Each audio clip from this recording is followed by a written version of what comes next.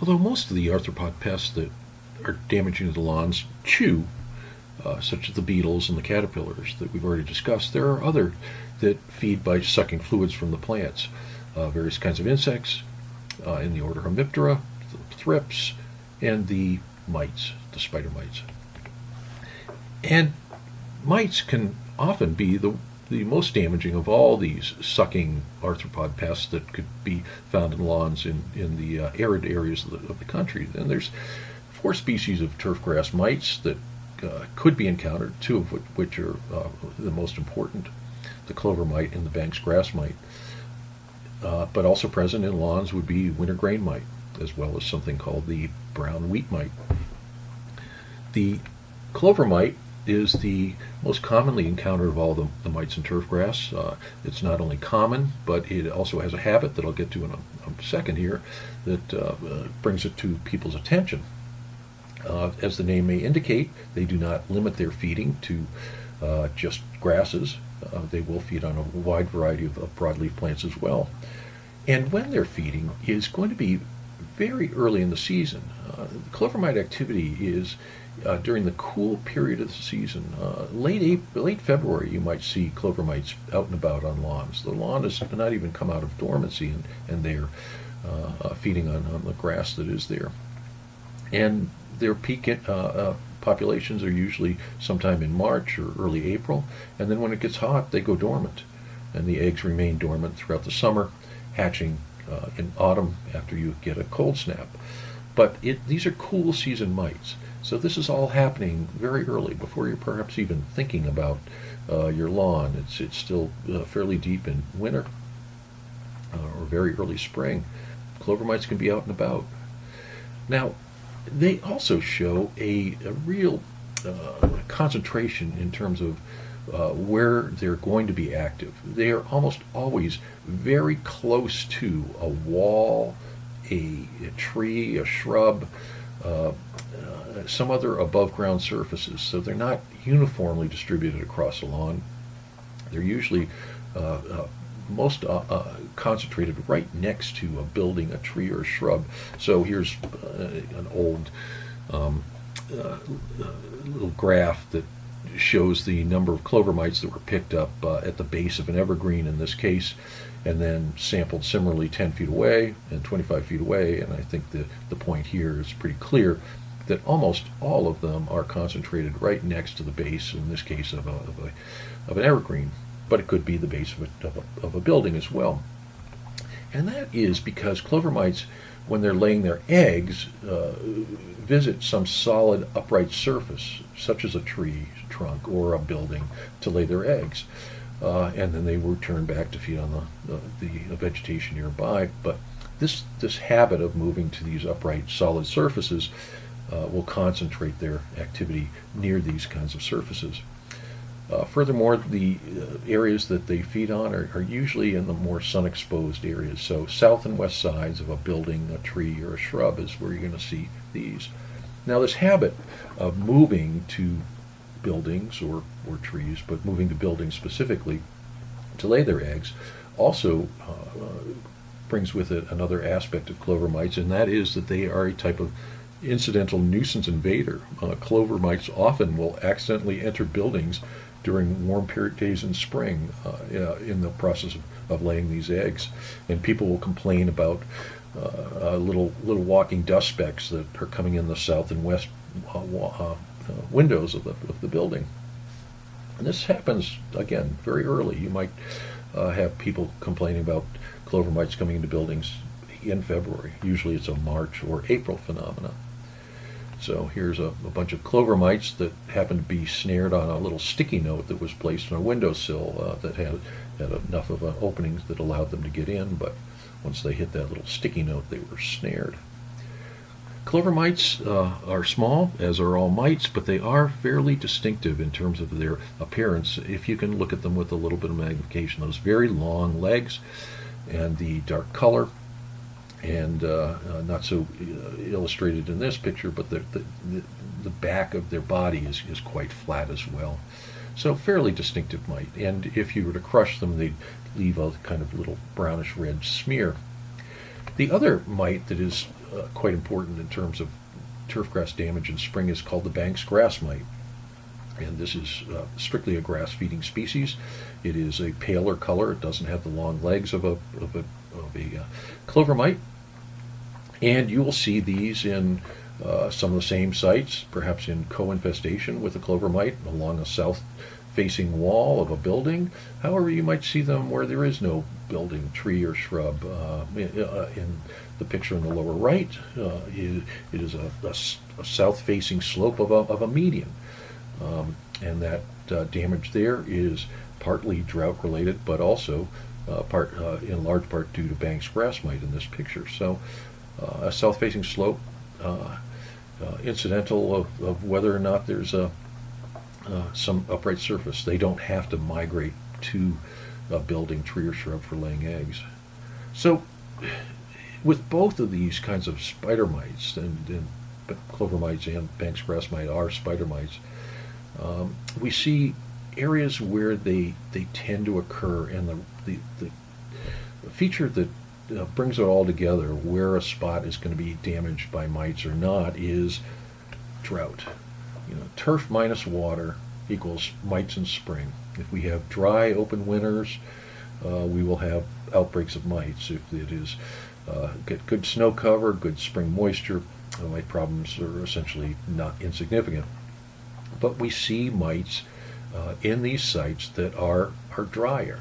Obviously, the area next to a building, the south and west sides of a building, are a droughty spot. A south-facing slope is a droughty spot. Evergreens, it might not be so obvious why these are droughty spots, but these are areas of drying. There's competing roots from the evergreen itself, but when you look at how snow melts around a spruce tree in this case, or a pine that's growing down to the ground, you can see that snow tends to melt very quickly around the base of this, because this is a warmer site and it is a drier site than areas further out in the lawn. So these kinds of sites, this is where you're going to see mites in the spring. South-facing south-facing slopes, or the south and west sides of a building, a tree, or evergreen shrub, are the sites where spring feeding mite injury occurs. And the way to manage this, the best way to manage this, I mean, this is a water issue, is, water critical areas if they need it. Now, I don't have a picture of you watering out a south-facing slope here, but this is what you would want to do to minimize this kind of injury. Water by itself can greatly reduce numbers of these mites. If you can get a little spring irrigation on a south-facing area of a building where clover mites are going, and put an inch of water on it maybe once a week during the spring, these droughty sites, clover mites can be largely controlled. Furthermore, the grass will be able to outgrow the injury. So this is a problem that is almost entirely managed by giving a little supplemental water if you need it on those dry years, on those sites where the mite injury occurs, the south-facing slope, the south and west sides of a building, around the base of an evergreen. Those are where you might need to consider putting a little extra water to nip a incipient outbreak of a turfgrass mite before it then builds populations and moves into more extensive areas of the lawn. Spider mites, those are the big arthropod pests that suck fluids that are an issue in the arid western parts of the United States. But there are other things you're going to see. There's one group of bugs called chinch bugs that we'll talk about in a second. There's aphids. There's several kinds of aphids that are found on lawns. Some feed on the grass blades, some feed on roots. There's one in particular, the green bug, that is a pest. There are, in some areas, mealybugs, scale insects that are associated with turf grasses, although not common here. A very common group of insects that you can notice when you look at your feet as you're shuffling across a lawn will be some leafhoppers. And thrips. Thrips are everywhere. They're also in turf grass. And I think that the grass thrips, which is the primary species we do have on lawns in the region, actually might be an under-recognized contributor to spring drying problems. You see thrips in lawns in spring. They are rasping leaves, they're taking out fluid, they're making little flecking injuries similar to a spider mite. Numbers tend to be high in droughty years, so concurrently we might see some drying associated with both spider mites and thrips in spring in arid areas of the western U.S. Not a big problem once the grass is up and growing and can easily outgrow them, but early in the season when the grass is just coming up, thrips could be active, as well as those clover mites, the Banks grass mites, and unless you inspect it, you just say it's winter drying, it's desiccation. There might be an insect or a mite that is causing that symptom. Now, chinch bugs in many parts of the country are quite important as a turfgrass pest. They are fairly uncommon in the western U.S. as a pest, but elsewhere they can be an issue. And we do see some chinch bug issues from time to time. Problems are associated with hot, dry conditions, so this is going to be a midsummer kind of pest problem. The insects are going to be damaging the plants by sucking fluids and causing a little bit of injury at every kind of feeding site. These are true bugs, and they damage quite a considerable area around the feeding site whenever they make a feeding puncture. Considerably more damage than a small spider mite would do or a thrips would do.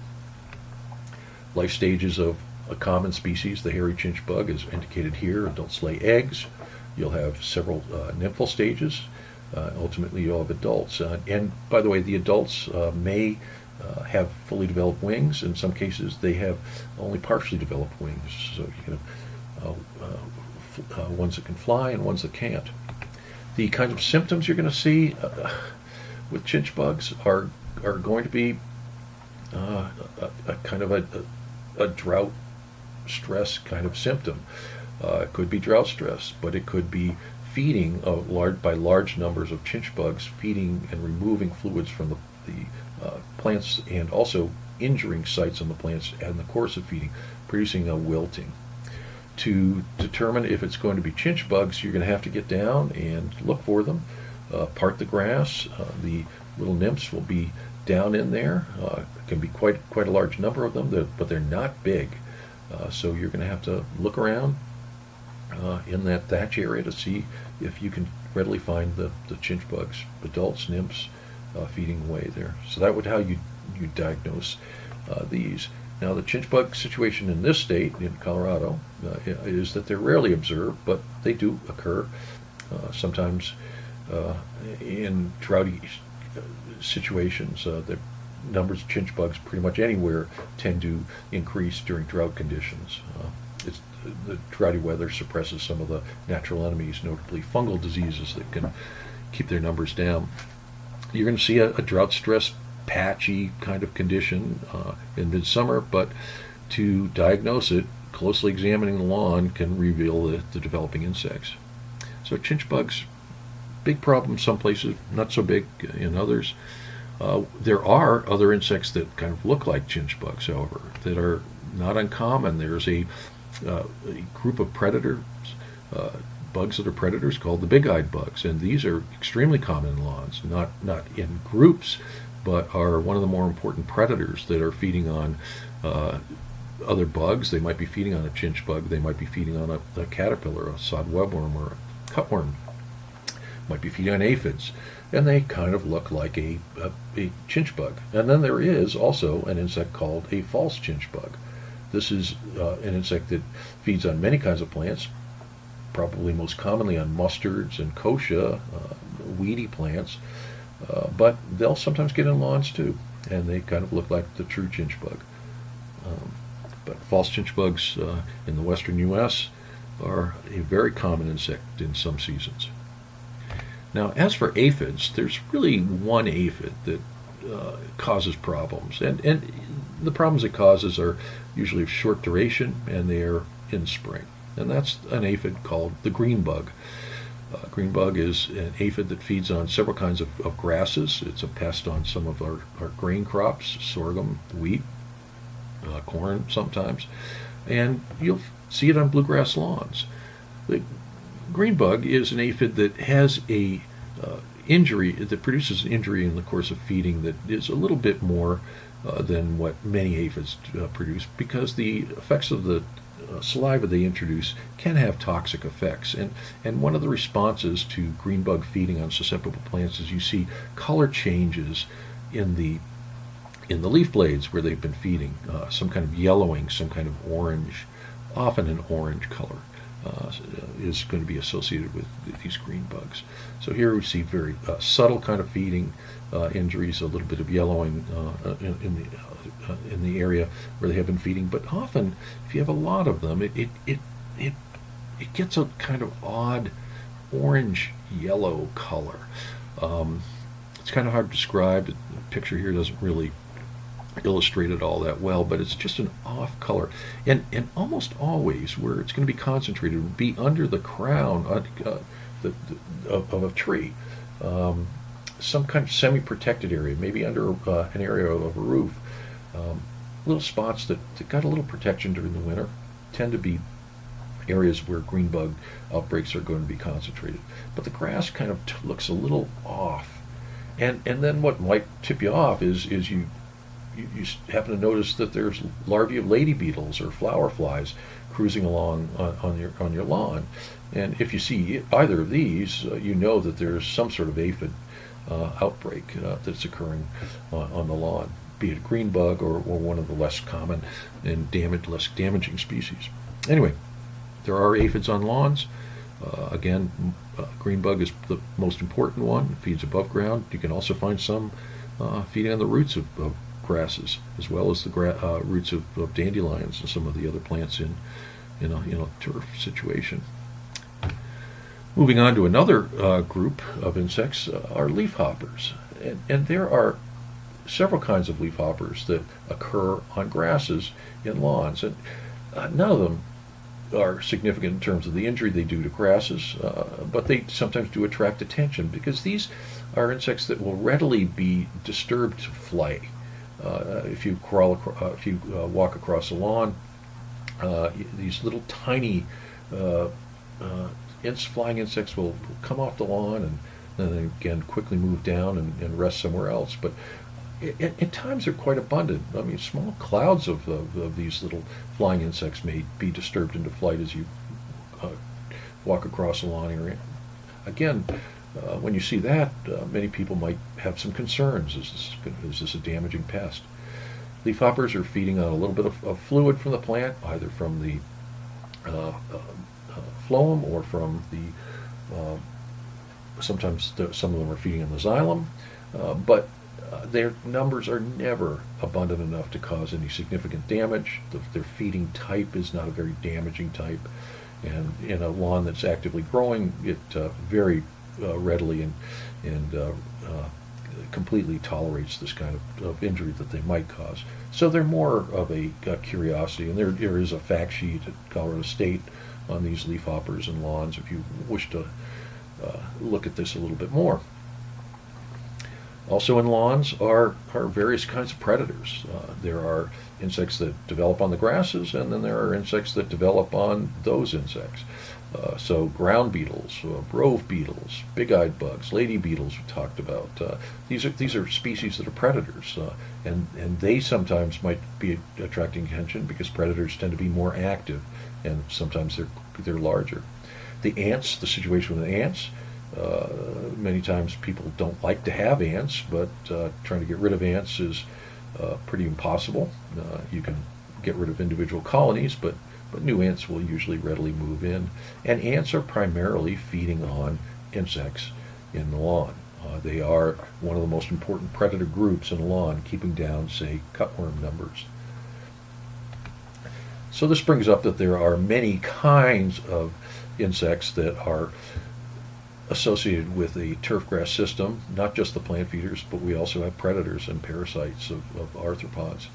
But the ones I want to move to next are going to be ones that have a different role, that are macro decomposers. These are things that are going to break down all the dead plant matter that is produced in an actively growing turfgrass system. So that's the last discussion we will have with insects and other invertebrates associated with turfgrass.